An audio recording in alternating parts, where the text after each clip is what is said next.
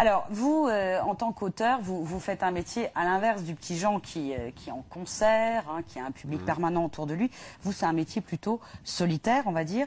Et vous dites que vous n'aimez pas du tout la phrase qu'utilisent beaucoup d'auteurs en disant « j'écris pour moi ». Vous dites que c'est une vraie connerie, qu'on n'écrit pas pour soi et qu'on écrit pour les autres. Bah, qu'est-ce qu'un écrivain sans lecteur? Bah, voilà, pas grand-chose. Je veux dire, après, tout dépend ce qu'on attend de l'écriture. Si c'est effectivement une thérapie, oui, moi aussi j'écris à dos, j'écris des choses super noires. Le jour où je tomberai là-dessus, je me dirais, mais comment j'ai pu écrire ça? Bon, d'accord, soit. Mais après, non, on écrit quand même. Quel bonheur d'avoir un lectorat, de se rendre compte que déjà on a des lecteurs, hein, comme disait Julien. Qui n'en revient pas d'avoir des gens au qui début, viennent au moi c'était concert. ça. Je me rappelle quand je suis allé sur Facebook, je venais à peine de m'inscrire, puis j'ai des gens qui ont commencé à dialoguer. Mais c'est toi qui as écrit Solitude et tout. Ah bon, tu connais? Bah oui, oui, je l'ai. Et puis comme c'est comme ça que c'est venu, on se dit mais c'est génial, mais j'ai des gens qui l'ont acheté, waouh. Puis non, mais quel bonheur d'avoir des lecteurs, surtout les enfants par exemple, ça c'est génial. Pour rien au monde, je changerais ça, quoi. Et pour garder les pieds sur terre, il faut être bien entouré, je pense quand même. Parce que justement, quand on se rend compte qu'il y a des lecteurs, que dès que vous êtes sur un réseau social, ça fonctionne, je pense qu'il faut quand même prendre une certaine distance qui ne doit pas toujours être évidente. Ah bon, et on a une bonne leçon qui est par exemple les droits d'auteur qui tombent en fin d'année. Parce que là, c'est inversement... Ça calme. Je dis ça en rigolant, mais c'est vrai qu'on gagne pas beaucoup sur les livres. Donc en fait, il faut vendre beaucoup, beaucoup, beaucoup pour pouvoir... faut être une star en fait, en gros, pour en vivre. Donc moins que de ça, en tout cas exclusivement. Donc à partir de là, on retombe forcément sur terre, parce que même quand on a un livre qui se vend bien, à la fin, ça suffit pas. Ça suffit pas. Et rien que pour ça, je trouve que, surtout en plus en jeunesse où il n'y a pas vraiment de stars, où c'est pas le même rapport qu'en adulte. On a un rapport qui est quand même très sain. On a un vrai rapport avec les livres. Le public et puis le public grandit, en plus il faut sans arrêt le reconquérir, à l'inverse d'un auteur pour adulte. Ouais, il y a un climat qui est très sain, moi je trouve, en littérature jeunesse. En adulte je connais un petit peu moins, mais ouais. Mais c'est vrai que bon, écrire en faisant fi du lecteur, moi quand on me dit ça, ouais, j'écris un livre, je m'en fous des ventes. Alors, les ventes c'est une chose, mais moi je me dis qu'il est dommage surtout, c'est bien beau, puis en plus ton éditeur, super, mais il va prendre le plus à cause de toi, quoi. Moi je préfère que mon éditeur me dise qu'il soit content d'avoir bien vendu le livre, que me dire, non, écoute, ça marche pas, quoi. Après... Et vous, votre rapport avec votre ouvrage, une fois qu'il est terminé? J'évite de l'ouvrir. C'est vrai? Moi j'ai un rapport d'amour-haine en fait avec mes livres, c'est-à-dire qu'une fois qu'ils sont... on a donné tellement de soi, tant dans l'écriture, après, il y a quand même tout le travail aussi de construction entre guillemets du livre qui part en maquette. Donc de temps en temps, on est sollicité pour voir s'il n'y a pas, et ne serait-ce que je sais pas, un tout petit truc à changer à chaque fois. Mais moi, c'est l'horreur, c'est la psychose, les maquettes. Pourtant, il y a des maquettistes qui bossent bien, mais voilà. Une fois qu'il est sorti, de toute façon, une fois qu'il est en librairie, on peut plus rien faire. Je veux dire, même si on enlève quelque chose, si ça nous plaît plus, l'éditeur va pas tout mettre au pilon, quoi. Ouais. Mais vous prenez pas plaisir à relire, ça vous n'avez pas envie? Jamais, je le ferai pas. Et d'ailleurs, dernièrement, moi, j'interviens quand même régulièrement dans les classes, on me demande de lire des extraits. C'est la partie que je l'aime le moins en fait, lire des extraits de mes livres. Je préfère présenter les prochains. Ça me plaît vachement. Mais une fois qu'ils sont sortis, qui sont finalisés, qui sont sortis en librairie, en plus ils m'appartiennent plus. Et justement, d'où l'importance aussi du lectorat, parce qu'une fois qu'on a lâché son ouvrage, c'est comme son enfant, on est vachement fier, puis en même temps, on est déçu par des choses, c'est normal, il vit sa vie. Et heureusement, il y a les lecteurs qui sont là pour nous dire ça nous a plu, on s'y est retrouvé pour ci, pour ça. Et donc le relais est passé. Pour moi, c'est une question de relais. Et puis il faut passer à autre chose. Donc si je me relisais tout le temps, mais comment je fais le prochain, quoi. Oui, bien sûr. Vous évoquez la maquette des livres. On va parler aussi un peu de l'illustration.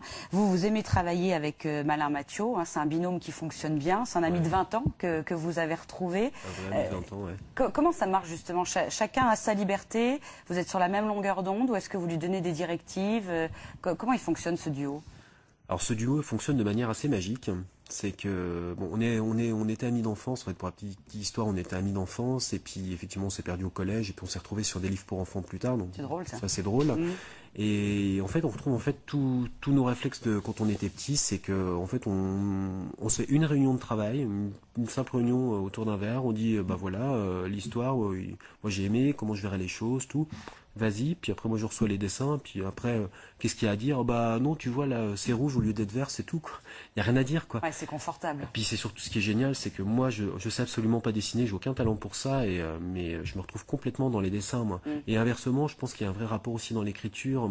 Ça fonctionne, il y a rien à se dire en fait, ça fonctionne naturellement, mais vraiment naturellement. Complément. Ouais, complètement.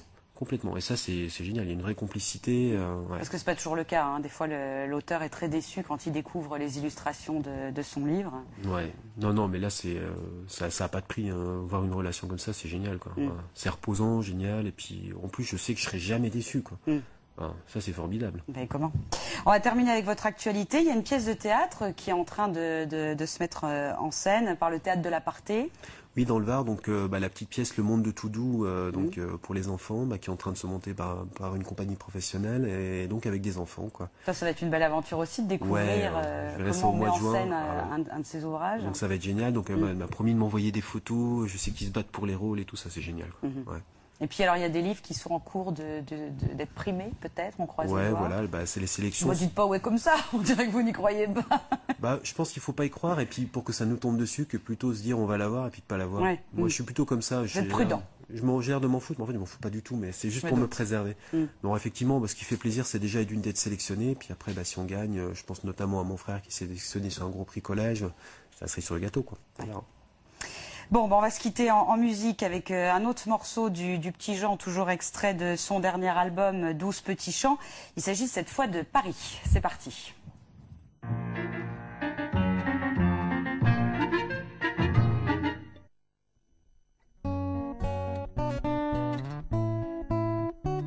J'étais avec papa, maman, visiter la capitale, ce fut un voyage étonnant.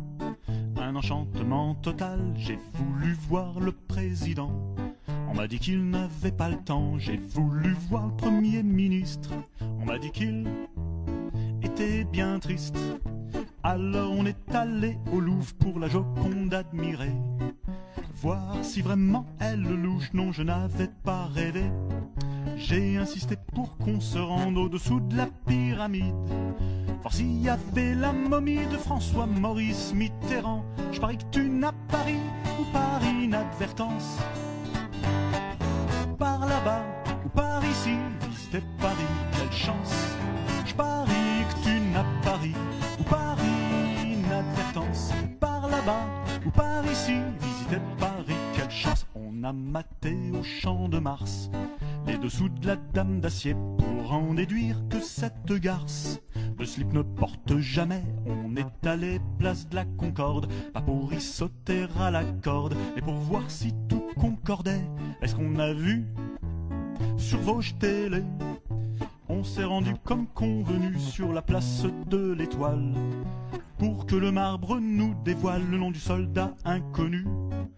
On a vu l'opéra Bastille, on y a tous attrapé froid. J'ai participé malgré moi à la prise de la pastille. Je parie que tu n'as pas ri ou par inadvertance. Par là-bas ou par ici, visiter Paris, quelle chance. Je parie que tu n'as pas ri ou par inadvertance. Par là-bas ou par ici, visiter Paris, quelle chance. J'ai voulu aller rue Saint-Denis pour y admirer les putes. Papa m'a dit t'es trop petit pour avoir droit à une turlute. Alors on est allé se coucher dans un hôtel tout dégueulasse. On a dormi sans se douter que c'était un hôtel de passe. J'y ai rêvé que nous nous trouvions mangeant dans un grand restaurant. Giscard sans son accordéon, il dînait avec Mitterrand. Un drôle de plat, on leur servit de la soupe, une mouche dedans. Soudain Giscard la Valérie, tandis que François lit Mitterrand. Je parie que tu n'as pas ri ou par inadvertance.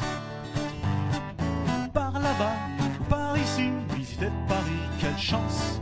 Je parie que tu n'as pas ri ou par inadvertance. Par là-bas ou par ici, visiter Paris, quelle chance.